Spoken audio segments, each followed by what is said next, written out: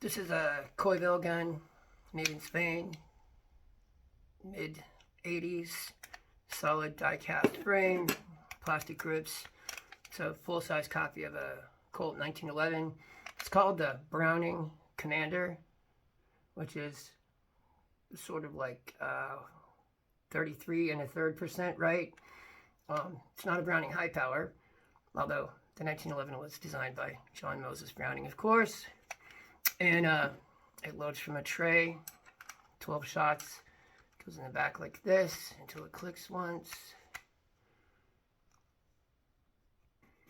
And then you have to rack the slide for each shot. So